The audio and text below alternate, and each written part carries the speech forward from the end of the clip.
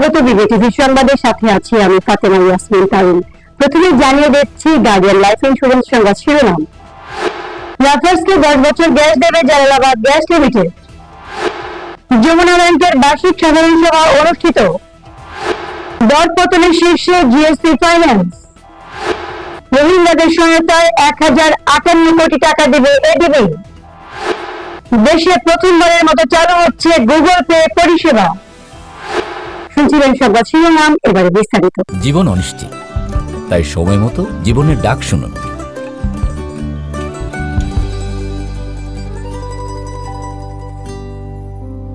ও আরেকটা কথা, like, share আর insurance করতে ভুলবেন না। বহুজাতিক cement company Lafarge Holcim Bangladesh PLC কে আরো 10 বছর গ্যাস সরবরাহ করবে Jalalabad Gas Transmission and Distribution System Limited. পুঁজিবাজারে তালিকাভুক্ত কোম্পানি লাফার্স কে আগে থেকে গ্যাস সরবরাহ করে আসছে।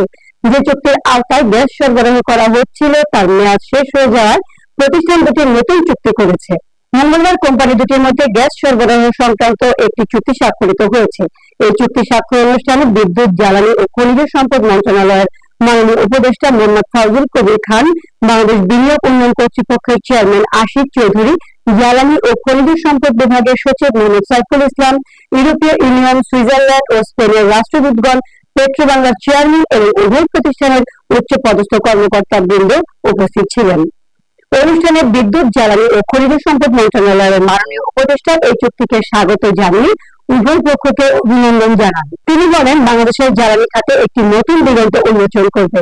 জ্বালানি খাতে ভর্তুকি অনেক বেশি এবং জ্বালানি নিরাপত্তা নিশ্চিত করতে সঠিক মূল্য নির্ধারণ করা প্রয়োজন, অন্যথায় কোন চুক্তি অনুমোদিত হবে না। অনুষ্ঠান শেষে সাংবাদিকদের সাথে মত বিনিময়কালে উপদেষ্টা বলেন, অন্য শিল্প প্রতিষ্ঠানগুলো শহর কেন্দ্রিক হওয়ায় গ্যাসের চাপ কম হয়, এটি ছাতকে হওয়ায় গ্যাসের চাপ বেশি হবে। তিনি জানান, আগে চুক্তির যে অসুবিধা ছিল তা এখন অপসারণ করা হয়েছে এবং এই চুক্তিতে নতুন দুটি বিষয় সংযুক্ত হয়েছে।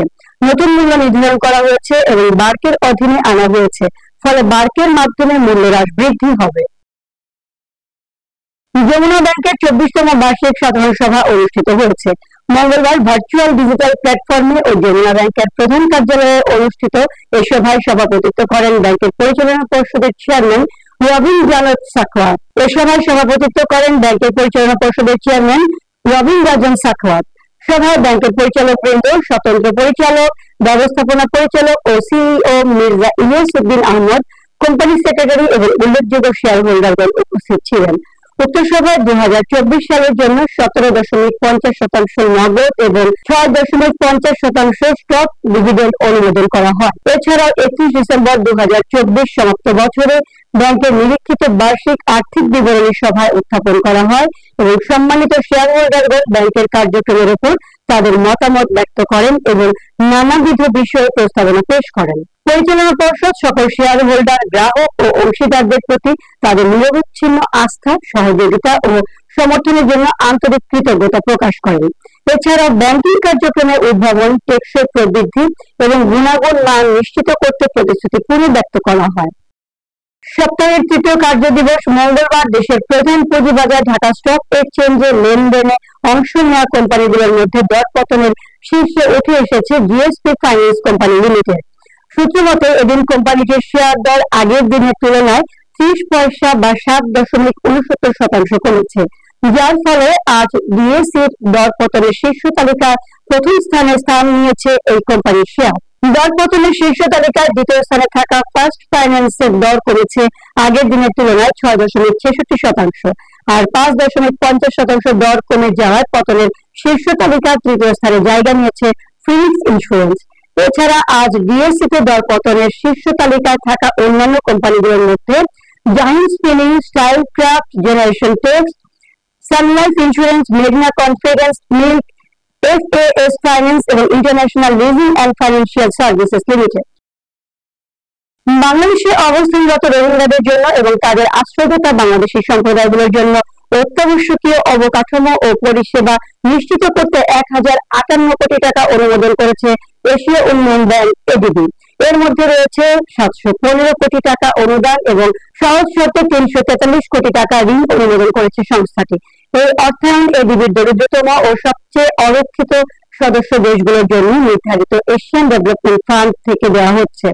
মঙ্গলবার এডিবির ঢাকা অফিস থেকে পাঠানো এক বিজ্ঞপ্তিতে এ তথ্য জানানো হয়। এডিবি জানায়, Integrated Services and Livelihood for Displaced People for Myanmar and Host Communities Improvement Project শীর্ষক প্রকল্পটির মাধ্যমে পানি পয়ঃনিষ্কাশন ও স্বাস্থ্যবিধি, রাস্তা ও সেতু নিরাপত্তা ও সুরক্ষা, নিষ্কাশন ব্যবস্থা, খাদ্য নিরাপত্তা এবং দুর্যোগ সহনশীলতার মতো মৌলিক পরিষেবাগুলোর সুযোগ বাড়াতে কাজ করা হবে। কক্সবাজার ও ভাষাঞ্চল এলাকার রোহিঙ্গা ও আশ্রয়দাতা উভয় সম্প্রদায়ের নির্দিষ্ট চাহিদা পূরণে একটি বিশেষ পদ্ধতি অনুসরণ করা হবে। প্রকল্পটি অত্যাবশ্যকীয় পরিষেবাগুলোতে যোগাযোগ ও প্রবেশাধিকার বাড়ানোর পাশাপাশি প্রকল্প ব্যবস্থাপনা ও বাস্তবায়নে সরকারের সক্ষমতাও জোরদার করবে। এই অর্থায়নের বিষয়ে এডিবির কান্ট্রি ডিরেক্টর হো ইউন জিয়ং বলেন, মিয়ানমার থেকে বাস্তুচ্যুত জনগণের সুরক্ষা ও স্থিতিস্থাপকতা বাড়াতে এবং ক্যাম্প ও আশ্রয়দাতা সম্প্রদায়ের মধ্যে সামাজিক সংহতি প্রচারে বাংলাদেশের সহায়তা করতে পেরে আমরা আনন্দিত। নতুন এই সহায়তা আমাদের পূর্ববর্তী সমর্থনের উপর ভিত্তি করে তৈরি হয়েছে, যেখানে জরুরি সহায়তা প্রকল্প এবং এর অতিরিক্ত অর্থায়নের অধীনে 2018 সাল থেকে বাস্তুচ্যুত জনগোষ্ঠী ও আশ্রয়দাতা সম্প্রদায়গুলোকে মোট $171.4 মিলিয়ন অনুদান ও ঋণ দেওয়া হয়েছে। বাংলাদেশে আনুষ্ঠানিকভাবে যাত্রা শুরু করলো গুগল ওয়ালেট, যা দেশের ডিজিটাল পেমেন্ট খাতে এক নতুন যুগের সূচনা করেছে। গুগল মাস্টার কার্ড ও ভিসার সহায়তায় সেবা চালু করছে সিটি ব্যাংক পিএলসি।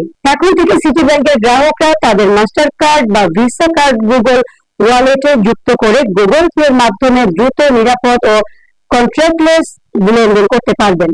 মঙ্গলবার রাজধানীর একটি হোটেলে এই অনুষ্ঠানের মাধ্যমে সেবাটির উদ্বোধন করেন বাংলাদেশ ব্যাংকের governor doctor Ahsan H Mansur. অনুষ্ঠানে বিশেষ অতিথি হিসেবে উপস্থিত ছিলেন মার্কিন দূতাবাসের ভারপ্রাপ্ত রাষ্ট্রদূত ট্রেসি এন জ্যাকসবন ও সিটি ব্যাংকের ভাইস চেয়ারম্যান হোসেন খালেদ। এছাড়া উপস্থিত ছিলেন সিটি ব্যাংকের ব্যবস্থাপনা পরিচালক ও সিইও মাসরুর আরিফিন, গুগল পেমেন্টসের group product manager Shammi Quddus, Mastercard বাংলাদেশের country manager Mohammad Kamal, Visa বাংলাদেশের কান্ট্রি ম্যানেজার সাব্বির আহমেদ সহ প্রতিষ্ঠানগুলোর ঊর্ধ্বতন কর্মকর্তারা। গভর্নর বলেন, স্কুলের বাচ্চাদের ধীরে ধীরে ব্যাংকিং এর আওতায় আনা হবে জানিয়ে তিনি আরো বলেন, আমরা চাচ্ছি আর্থিক খাত সম্পূর্ণ ঠিক করতে। এরই মধ্যে 20টি ব্যাংকের ঝুঁকিভিত্তিক নিরীক্ষা কার্যক্রম শেষ হয়েছে। জুলাই শেষে আরো 7টি ব্যাংকের শেষ করা হবে। কোনো অবস্থাতেই ব্যাংকিং খাতকে পূর্বের অবস্থায় ফিরে যেতে দেওয়া হবে না। ডলারের দাম প্রসঙ্গে তিনি বলেন, দুবাই থেকে আমাদের দেশের ডলারের দাম নির্ধারণ করা হবে না, যার জন্য ডলার বাজারে ছেড়ে দেওয়া হয়েছে। সংবাদ শেষ করবো, যাবার আগে শিরোনামগুলো জানিয়ে দিচ্ছি আরো একবার। রাফার্সকে 10 বছর গ্যাস দেবে জালালাবাদ গ্যাস লিমিটেড। যমুনা ব্যাংকের বার্ষিক সাধারণ সভা অনুষ্ঠিত। দর পতনের শীর্ষে জিএসসি ফাইন্যান্স। রোহিঙ্গাদের সহায়তায় 1058 কোটি টাকা দেবে এডিবি। দেশে প্রথমবারের মতো চালু হচ্ছে গুগল পে পরিষেবা। বিবিটিভি সংবাদ এই পর্যন্ত। সর্বশেষ সংবাদ জানতে ভিজিট করুন youtube/বিবিটিভি এবং ফেসবুকে লগ ইন করুন facebook/বিবিটিভি। এছাড়াও আমাদের ওয়েবসাইট ভিজিট করুন www.bbtv.news। এতক্ষণ সঙ্গে থাকার জন্য ধন্যবাদ।